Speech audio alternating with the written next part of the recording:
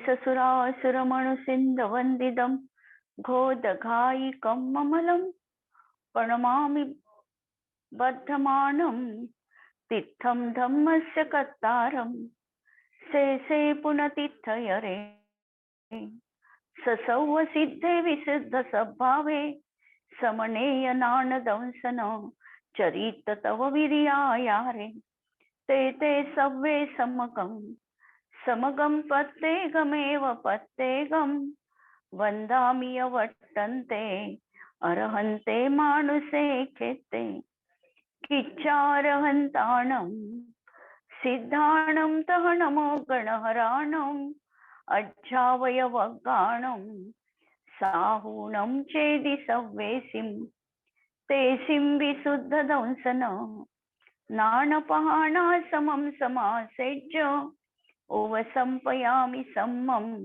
जत्तो निवाण संपत्ती. स्वाध्याय कक्ष संपेपर्यंत आपणा सर्वांना चतुर्विध आहाराचा त्याग असणार आहे. अंतिम शासन नायक 1008 भगवान महावीर स्वामी की जय. द्वादशांगो श्रुत देवी की जय. प्रवचन सार ग्रंथ आपण बघतो आहे आणि गाथा आपण बघतो आहे की कितीही कर्माचं संचित जीवनात असेल, अनादी काळापासून कर्मशृंखला जीवनामध्ये बद्ध असेल, तरीही त्याचा सुटण्याचा मार्ग आमच्या जवळ विद्यमान आहे. बंधनात आम्ही जरूर आहोत, पण हे बंधन तोडण्याचं आत्मिक सामर्थ्य देखील तेवढंच प्रगाढ आहे. कर्म बलवान आहे असं आम्ही म्हणतो, परंतु कर्मापेक्षा देखील आमची आत्मतत्वाची बलवत्ता ही महान असते. ज्ञानीच्या जीवनामध्ये कितीही कर्मशृंखला असली तरी तो लीलया त्या कर्मशृंखलेला तोडू शकतो ज्ञानाच्या सामर्थ्याच्या जोरावर. मन, वचन आणि काय या गुप्ती जर त्याच्या जीवनात सांभाळत असेल तो, तर त्या गुप्तींच्या माध्यमातून आणि गुप्ती त्याला संभवतात जो सम्यक दृष्टी असतो. आपल्याला कथा माहिती असेल चेलना राणीच्या संबंधामधली. ज्या वेळेला श्रेणिकांनी अभक्ष असं अन्न जैन मुनींच्या आहारासाठी तयार केलं आणि चेलनेला आदेश दिला की तुला जैन मुनींना पडघवायचंय. चेलना राणी पडघवायला तर बाहेर गेली, परंतु मनामध्ये विचार होता की अभक्ष आहे, जैन मुनींना हे कसं मी देऊ शकेल. आणि तिने पडघवण्याच्या सोबतच 3 बोट येणाऱ्या मुनींना दाखवायला सुरुवात केली. 3 बोटाचा अर्थ हा होता की जर तुमच्याकडे मनोगुप्ती, वचनगुप्ती आणि काय गुप्ती असेल तर तुम्ही माझ्या चौक्यात मी पडकाहण करते. आणि एक मुनी, बाकीचे सगळे मुनींच्या लक्षात आलं 3 बोट दाखवल्यानंतर की आपण मनोगुप्तीचे धारक नाही, वचनगुप्ती आणि काय गुप्ती आमची साधल्या गेलेली आहे, पण मनोगुप्तीची अजून प्रगाढतेने धारी बनलो नाही. त्या चेलने समोर निघून गेले आणि एक मुनिराज त्या ठिकाणी 3 गुप्तीचे धारक मुनी असे तिथे पडगाहनासाठी राहिले. आणि त्यांनी लगेचच त्या आहाराचं ते यथार्थता त्यांनी ज्ञात केली आणि श्रेणिक राजाचे डोळे उघडले की जैन मुनी हे किती तत्वज्ञानी असतात आणि यांना बरोबर कळतं की काय भक्ष आहे आणि काय अभक्ष आहे.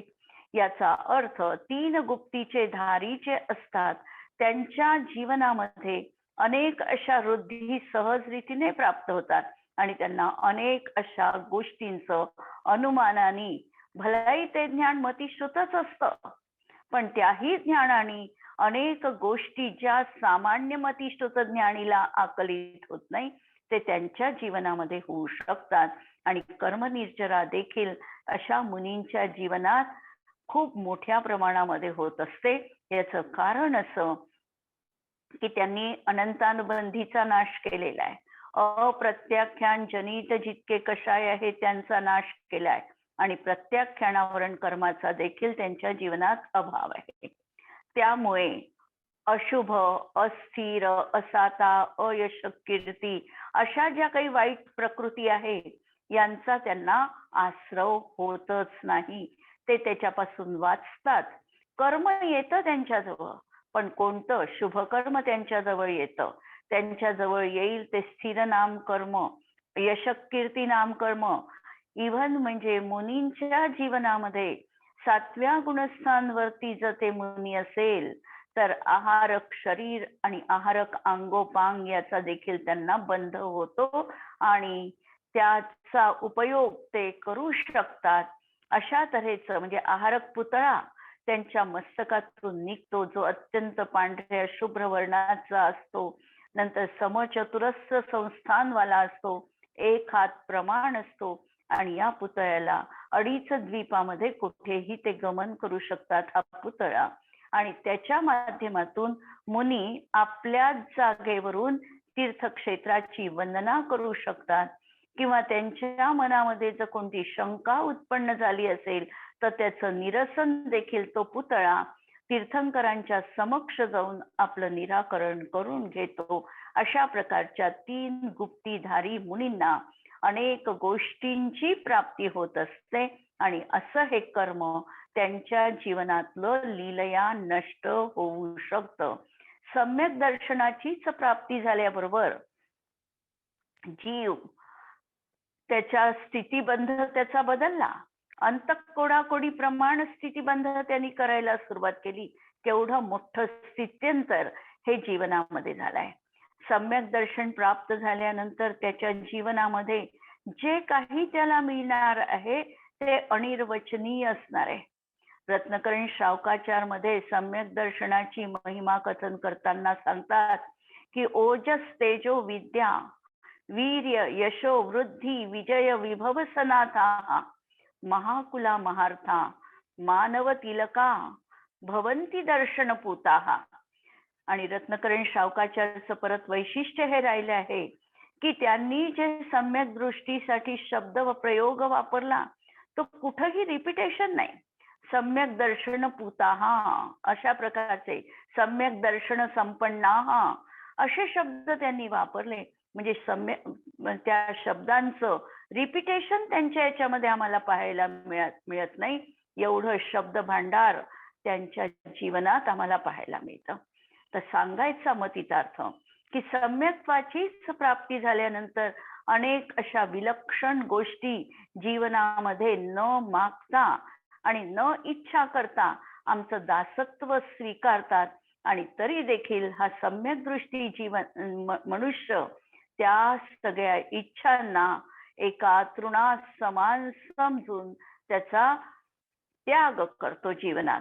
आणि जो त्याग करतो तोच मुक्तीचा पदधारी बनू शकतो. आणि जो त्या भोगामध्ये अडकतो तर त्याला परत मिथ्यात्वामध्ये यावं लागतं. सांगायचा मतितार्थ या गाथेच्या अनुषंगाने की कोटी जन्मांचं जरी आपलं असेल, कोटी जन्मामध्ये जे कोटी जन्म तप तपे ज्ञान बिन कर्मचरे, जे ज्ञानी शिवाय म्हणजे अज्ञानीच्या जीवनात कोटी तप केलं तर तेवढं कर्म निर्जरित होतं, तेवढं ज्ञानीच्या जीवनात एक उच्छ्वास मात्रतेनी किंवा एक समयात त्रिगुप्तीते सहज टरेते. अशी ही गाथा अत्यंत महत्वाची गाथा आहे. आणि सम्यक दर्शनाचं आणि सम्यक ज्ञानाचं हे महात्म्य दर्शविणारी ही गाथा आहे. ही प्राकृत मध्ये आपल्याला या ठिकाणी मूळ कुंद आचार्यांची आपण वाचलेली आहे. भावार्थ पहा कालच्या 238 गाथेचा. सर्व संसारी जीवांना प्रतिक्षण कर्म उदयाला येऊन निर्जरित होते. हे तर निरंतर सुरू आहे. एक समय प्रबद्ध कर्म हा जीवनात बांधत आहे आणि एक समय प्रबद्ध कर्म उदयात येऊन फल देऊन याच्या जीवनातून निघून जात आहे. अशा प्रकारचं हे कर्माचं गणित आहे. आणि गोमटसार सारखा जर आम्ही ग्रंथ उघडला तर या कर्माच्या गणितामध्ये असं म्हटलं जातं की समय प्रबद्ध कर्म हा बांधतो, समय प्रबद्ध कर्म उदयात येऊन निघून जातं, तरी याच्याजवळ 1.5 गुणहानी कर्म निरंतर शिल्लक असतच असतं. अशी ही कर्माची गणित गोमटसार मध्ये आपल्याला पाहायला मिळतात. म्हणून हे कर्म निर्जरित होतं. आणि यालाच म्हणायचं सविपाक निर्जरा, की कर्म पक्व झालं. पक्व झाल्यानंतर उदयात आलं, फळ दिलं आणि ते कर्म निघून गेलं.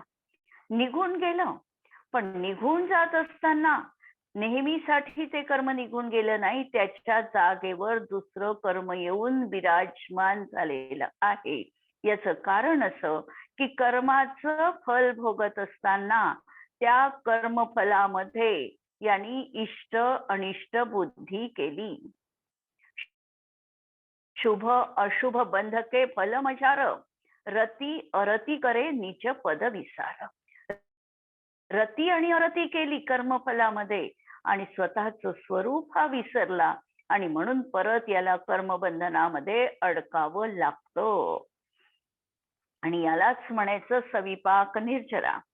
अज्ञानीला ही क्रमाने होणारी सविपाक निर्जरा. सविपाक, स म्हणजे सहित, विपाक म्हणजे ज्याचं पक्व फल झालेलं आहे त्याला म्हणायचं विपाक. आणि असा सविपाक निर्जरेचा अर्थ आहे. परंतु बालतपादिकांमुळे, काल बालतपाचा शब्द आपण बघितला होता की मिथ्या दृष्टी जे तप करतो, जसं मिथ्या दृष्टी आहे आणि तो समजा आतपन योग धारण करतोय. आतपन योग कशाला म्हणायचं, तर आतपन योगामध्ये मिथ्या दृष्टी असं तप करतो की चारी बाजूनी स्वतःच्या भोवती अग्नी पेटवितो आणि मे महिन्यातली, जून महिन्यातली अशी प्रखर वरून उष्णतेचा, सूर्याचा ताप, खालून धरती तप्त झालेली आणि चारही बाजूला अग्नी प्रज्वलित आहे, अशाच्या मध्यभागी उभं राहून जे तप करतो ते आतपन योग म्हटल्या जातो.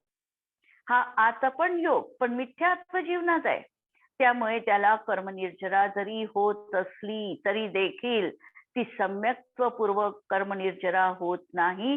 त्याच्यामुळे नवीन कर्म परत तिथेही बांधलं चाललंच आहे. हा आतपन योग सांगितला. कधी वर्षायोग धारण करतात. वर्षायोग याचा अर्थ 4 महिने एकाच ठिकाणी राहणं असं नसून भर पावसामध्ये वरून भिजत आहे आणि झाडाखाली उभं राहून तपश्चर्या करत आहे, असा योग देखील ते बऱ्याच वेळेला बालतपांच्या मध्ये धारण करतात. कधी कधी पर्वतावरून उडी घेऊन अग्नीमध्ये प्रवेश करून हा त्यांचा असा बालतपाचा प्रकार आहे. या बालतपामुळे कर्माची उदीरणा होते.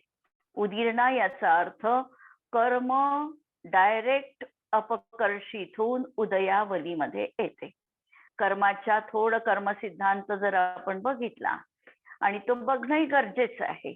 कर्म याच्यामध्ये जर बघितल्या तर कर्माच्या 10 अवस्था असतात. एक म्हणजे सत्व, की कर्म आमच्याजवळ विद्यमान आहे. दुसरं म्हणजे बंध, की आम्हाला कर्म निरंतर बांधल्यात चाललंय. तिसरं उदय, उदयामध्ये कर्म त्याच्या योग्यतेच्याच वेळी उदयाला येणं, त्याची स्थिती संपली की उदयाला येणं. चौथी अवस्था आहे उदीरणा. उदीरणा हा शब्द आमचा जैन पारिभाषिक शब्दामधला आहे आणि याचा अर्थ असा आहे की कर्म स्थिती संपण्याच्या आधीच उदयावलीत आलं, फळ दिलं आणि निघून गेलं. म्हणजे उदयाप्रमाणे उदीरणा कार्य करते. फरक कुठे पडला? फरक हा पडला की जसं एखादा आंबा आहे आणि आंबा ज्या वेळेला झाडावर पक्व झाला त्यावेळेला तो काढला. ही झालं उदयपूर्वक असणारी स्थिती, की तो पक्व झालाच होता आणि तो काढला.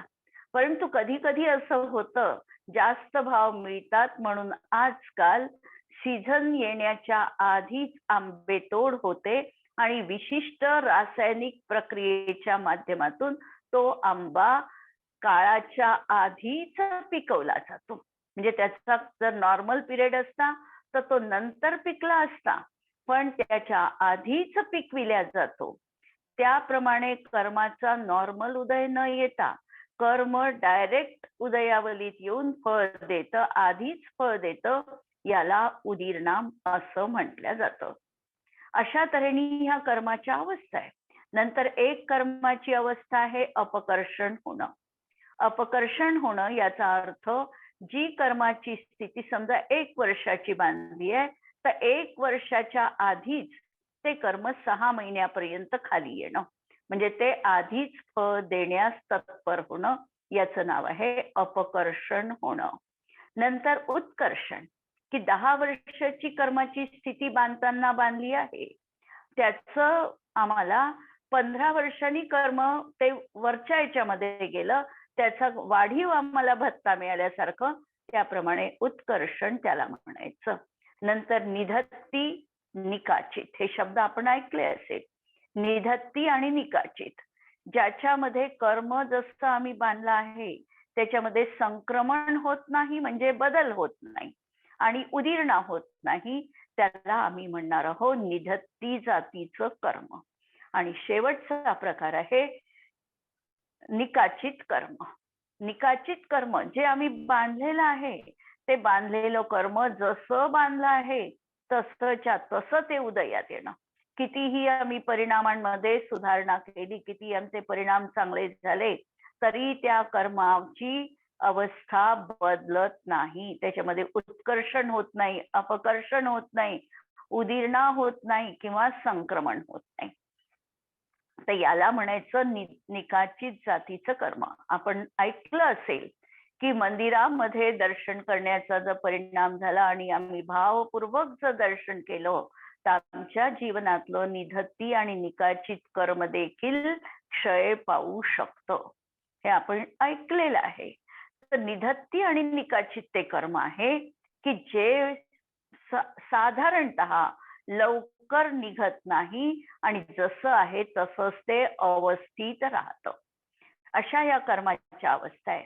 या ठिकाणी सांगितलं की कर्माची उदीरणा होऊन, म्हणजे कर्म नॉर्मल रीतीने आलं असतं तर त्यांनी हळूहळू फळ दिलं असतं, पण या बालतपामुळे ते कर्म आधीच उदयाला येतं, त्याची उदीरणा होते आणि ते कर्म निघून जातं.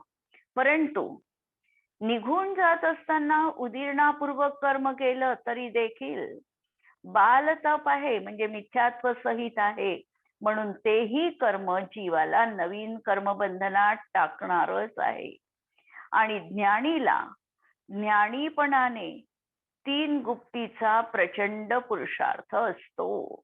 ज्ञानीच्या जीवनात त्याचं आत्मिक सामर्थ्य एवढं प्रगाढ आहे की कर्माचं सामर्थ्य त्याच्या पुढे फिकं पडतं. जणू काही कर्म आणि आत्म्याचं असं हे विलक्षण त्या ठिकाणी द्वंद्व सुरू आहे. एखाद्या वेळेला कर्माची सरसी होते, तर एखाद्या वेळेला आत्मस्वभाव हा प्रबळ ठरतो.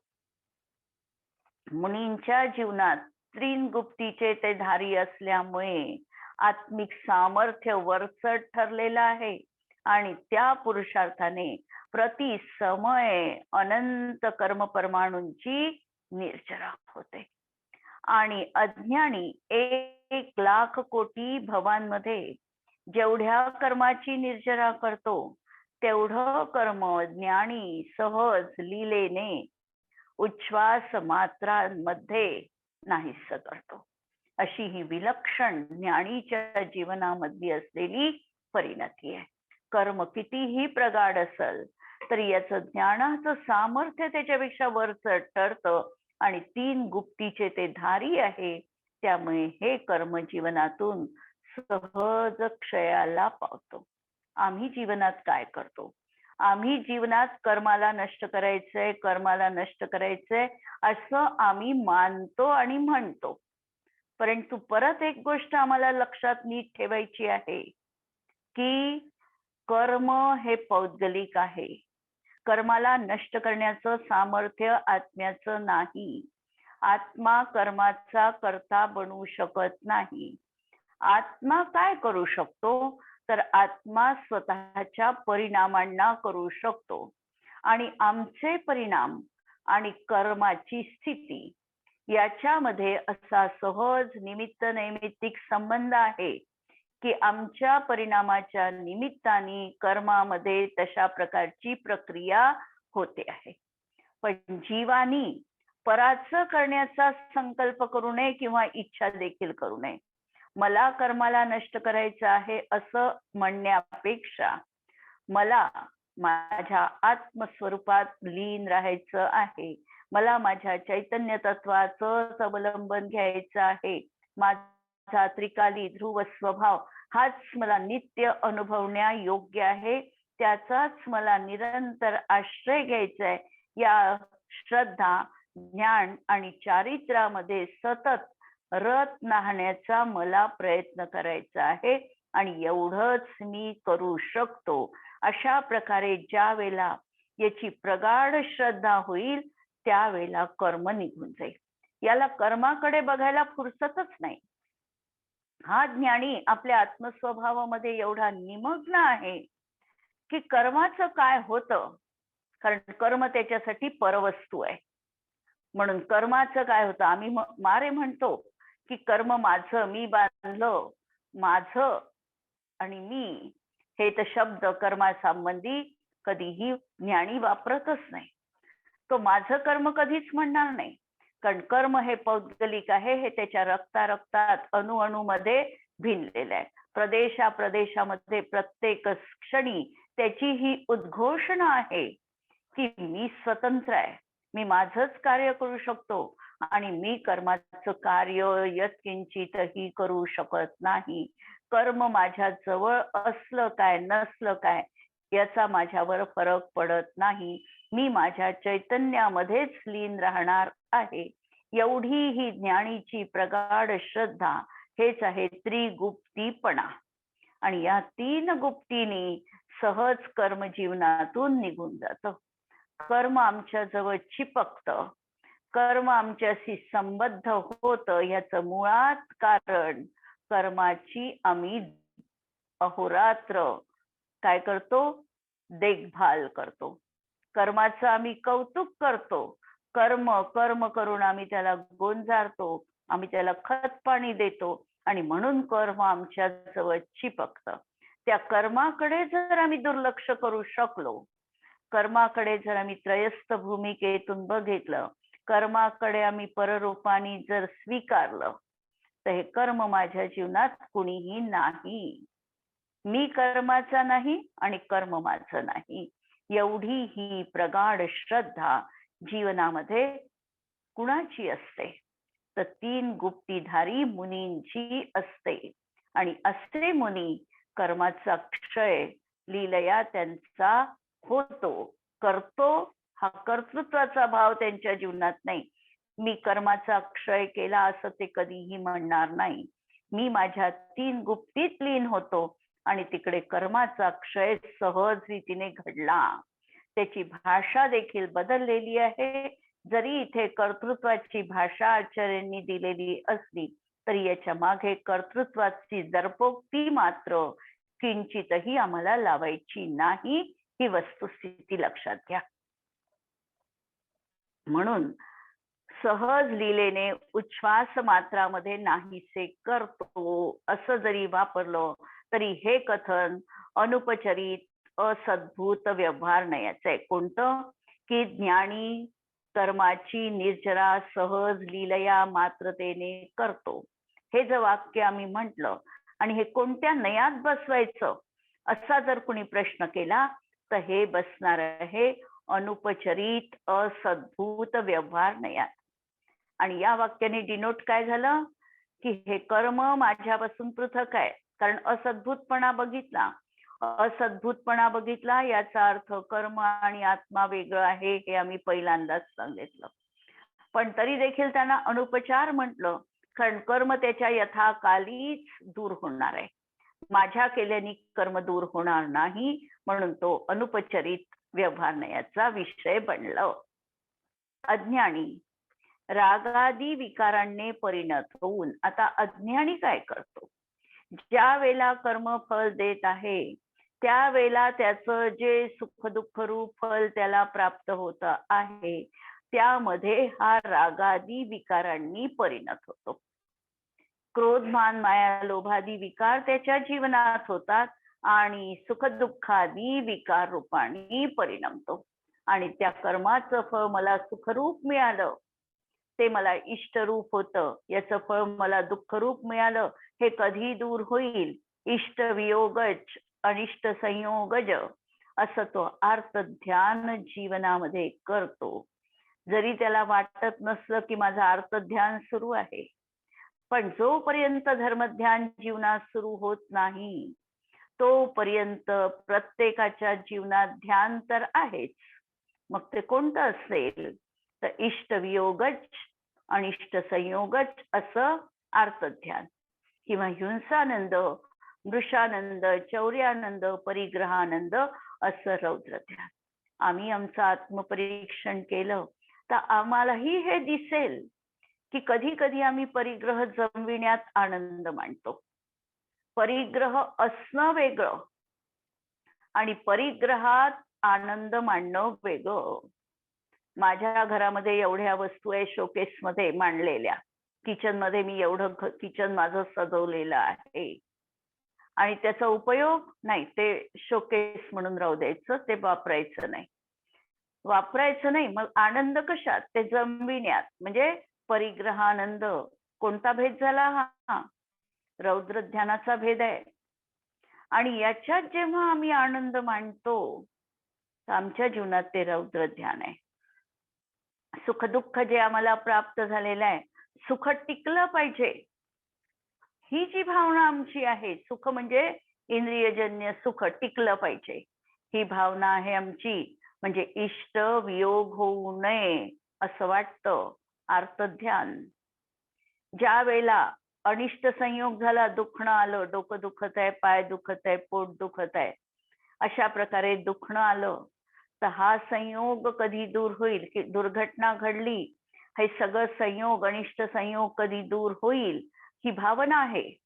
हा अनिष्ट संयोगज अर्थध्यानाचा प्रकार आहे आणि हे आम्हाला होऊ लागलेलं आहे. आम्ही त्याला बघत नाही, आमच्या जीवनात धर्मध्यान आलेलं नाही, त्याच्यामुळे अर्थ रौद्र ध्यान असणारच असणार आहे. भलाई ते तीव्रतेने दिसेल नाही दिसणार, पण ते आमच्या जीवनात आहे. म्हणून या सुखदुःखादी विकार रूप हा परिणमतो. म्हणून त्याला पुनरपी कर्माचा आश्रव होऊन कर्म परंपरा अखंड सुरू राहते. परंतु ज्ञानीला रागादिकाच्या अभावाने, पण आता ज्ञानी झाला, त्याला रागाचा अभाव आहे का खरंच? हा जर प्रश्न विचारला तर कोणता राग आहे, कोणता राग नाही, याची शहानिशा करावी लागेल. ज्ञानी झाला, चौथ्या गुणस्थानात आहे, त्याला अनंतानुबंधी रागद्वेष नाही, पण राग संपलेला नाही आहे. ज्या अनुषंगाने जी गोष्ट ज्या ठिकाणी घटित होते त्यावेळेला त्या परिस्थितीनुसार, त्या गुणस्थाना श्रेणीनुसार आम्हाला ती भूमिका लावून घ्यायची. आणि अशी ही रागादिकांच्या अभावाने, म्हणून अनंतानुबंधी गेलं, अनंतानुबंधी गेलं तरी देखील अभिप्राय समीचीन झाला, भलाई त्याच्या अजून परिणतीमध्ये सुरू आहे, पण त्याच्या मान्यतेतला राग संपलेला आहे. रागाला जे ते भगत करत होता, रागाची ती त्याच्या जीवनातली बंद झाली. आणि असं हे सुख दुःखादी विकार परिणती नसल्यामुळे, आणि जी पहिल्यांदा अनंतानुबंधी मिथ्यात्व अवस्थेत तीव्रता होती ती आता राहिली नाही. त्यामुळे त्याला संवरपूर्वक, म्हणजे नवीन आश्रव न होता, संवर आपल्याला माहिती आहे, संवर जीवनामध्ये वितराग परिणतीने होणार, एक देश वितराग परिणती ही संवरासाठी कारणीभूत आहे. आणि संवराची कारण सांगताना द्रव्य संग्रहामध्ये सांगितलं की वद समिती गुत्तियो धम्माणुपिहा परिसहजयोय चारित्तम बहुभेयम नादव्वा भाव संवर विशेषा. ही भाव संवराचे विशेष आहे. कोणते? गुप्ती, समिती, धर्म, अनुप्रेक्षा, परिसहजय आणि चारित्र. 57 तऱ्हेनी आश्रव सांगितला आणि 57 तऱ्हेनीच संवराची भूमिका ही स्पष्ट केली. तर असा हा संवर कशाने अवतरित झाला? पहिल्यांदा वद, व्रतानी, व्रत, समिती, गुप्ती यांनी अवतरित झाला जीवनामध्ये. तर अशा या संवरपूर्वक निर्जरा, आणि जिथं संवर आहे तिथे निर्जरा पण अवश्यपणे असणार आहे. आणि म्हणून त्याची ही निर्जरा जी आहे ही संवरपूर्वक होणारी निर्जरा आहे. त्यामुळे ज्ञानी झाल्यानंतर कर्म परंपरा आता खंडित होते. म्हणून आत्मज्ञान हे मोक्ष मार्गामध्ये साधकतम आहे. आणि यासाठी आगमज्ञान याची भूमिका अत्यंत महत्वाची आहे आणि आत्मज्ञानाची महत्वाची भूमिका या ठिकाणी सांगितलेली आहे. आत्मज्ञान याचा अर्थच अनुभूती परक असणारं ज्ञान.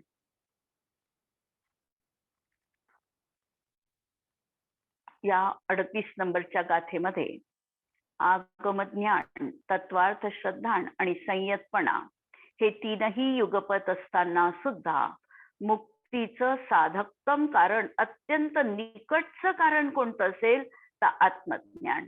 आत्मज्ञान याचा अर्थ आत्मानुभूती. सर्व संसारी जीवांना प्रतिक्षण कर्म उदयात येऊन निर्जरित होते. ही सविपाक निर्जरा आहे. अज्ञानीला ही निर्जरा तर आहेच, पण कधी कधी बालतपादिकांनी पण कर्माची उदीर्णा होऊन ते निर्जरित होतात. अज्ञानी कर्मविपाक रूपात निघून जाताना रागद्वेष रूपाने ग्रहण करतो. म्हणून सुखदुःख भावरूप परिणत होऊन परत नवीन कर्मबंध करतो. म्हणून कर्म निर्जरित झाले तरीही कर्म नष्ट होत नाही. नवीन कर्म न बांधता कर्म निर्जरित होणे ही खरी निर्जरा असणार आहे. म्हणून अज्ञानी 1,00,000 कोटी भवांची निर्जरा करतो तेवढं कर्म ज्ञानी उच्छ्वास मात्रात करू शकतो. ज्ञानीला स्याद्वाद चिन्हित आगमाचं ज्ञान, तत्वार्थ श्रद्धा आणि संयम यांच्या युगपत प्रसादाने प्राप्त शुद्ध ज्ञानमय आत्मतत्वाची अनुभूती आहे. शरीर, वचन आणि काया यांची क्रिया निवृत्ती रूप गुप्ती आहे. कर्म प्रचंड रूपाने उदयाला प्राप्त होतानाही त्याच्या जीवनात रागद्वेषाचा अभाव आहे. समस्त सुखदुःखादी विकारांचा अत्यंत अभाव आहे. त्यामुळे बंध संतान परंपरा खंडित झाली. म्हणून संवरपूर्वक निर्जरा झाल्यामुळे कर्म एका उच्छ्वास मात्रात नष्ट झाले, क्षय पावले. म्हणून यावर लिहितात, जो अज्ञान जीव यह जग में अद्भुत क्रिया कांड करी लीन. काय सांगितलं की अज्ञानी जीव आहे आणि या जगात अद्भुत क्रियाकांड करतोय. म्हणजे अद्भुत क्रियाकांड करतोय म्हणजे जसं मी आता बोलली, आतपन योग, वर्षा योग, अशा प्रकारचं कठीणातलं कठीण तप किंवा वाळूमध्ये स्वतःला गाडून घेणं, फक्त चेहरा उघडा ठेवणं आणि पूर्ण शरीराला 6-6 महिनेपर्यंत वाळूमध्ये, मातीमध्ये असं स्वतःला त्या ठिकाणी गाडून घेणं, अनेक प्रकारच्या यांच्या क्रिया आम्हाला पाहायला मिळतात. तर अशा अद्भुत क्रिया कांड करी लीन. सो 1000 कोटी भव तिन्हिके तितने कर्म है हीन.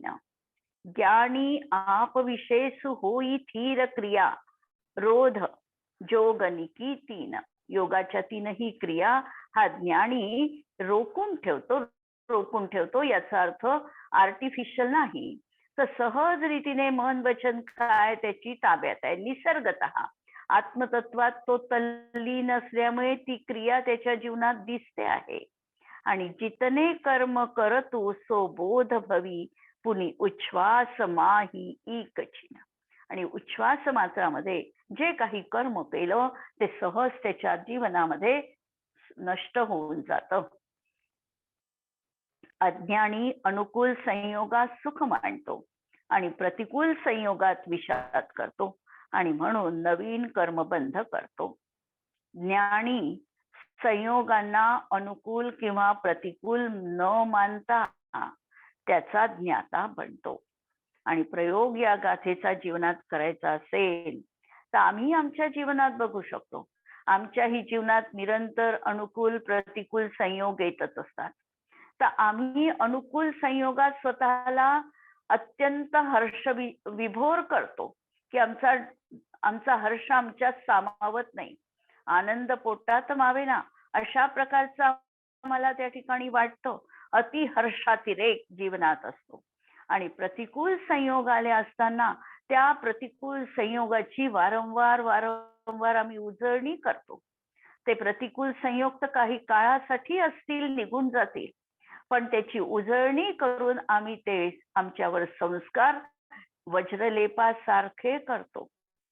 आम्ही चिंतन करू शकतो या गोष्टीवर की अनुकूल संयोग प्राप्त झाला तरी आम्ही मनामध्ये विचार करायचा की हा अनुकूल संयोग आहे, हाही माझ्या जीवनातून निघून जाणार आहे. चिंतन करायचं की संयोग ज्या समयी होईल त्या समयी वियोगाचं चिंतन सुरू, आणि प्रतिकूल संयोगाला आणि दुःख विषाद होत असेल त्याही वेळेला विचार करायचा की हा प्रतिकूल संयोग आहे, हाही माझ्या जीवनात टिकणारा नाही, हाही माझ्या जीवनातून निघून जाणारा आहे. या दोन गोष्टी जर आम्ही सातत्याने मनात ठेवल्या आणि तिसरी गोष्ट त्याला म्हणजे आपल्या न्यायक स्वभावी आत्मतत्वाची जोड दिली तर सहज आमच्याही जीवनामध्ये जे कर्माचा विपाक आम्ही भोगत आहोत त्याची तीव्रता निश्चित कमी होईल. कटुकर्माचं फळ द्विस्थानगत होईल आणि पुण्यकर्माचं फळ हे चतुस्थानगत होईल. भलाई ज्ञानीला त्याची इच्छा नाही आहे.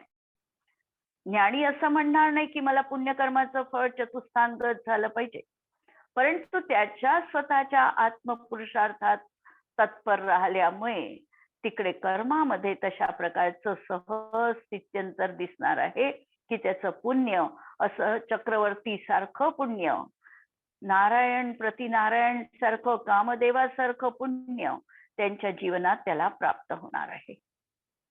या गाथेचा प्रयोग बघा की कर्मक्षयासाठी मन वचन काय निरोधपूर्वक चैतन्य तत्वावरच आमची दृष्टी सतत ठेवावी. इथे थांबू. जिनवाणी के ज्ञान ते सुजे लोकालो, सो जिनवाणी मस्तक नमो सदा देत हो गो. नमो अरिहंताणम नमो सिद्धाणम नमो आयर्याणम नमो वज्रायाणम नमो लोये सवसाहुणम. सर्वांना जय जिनेंद्र.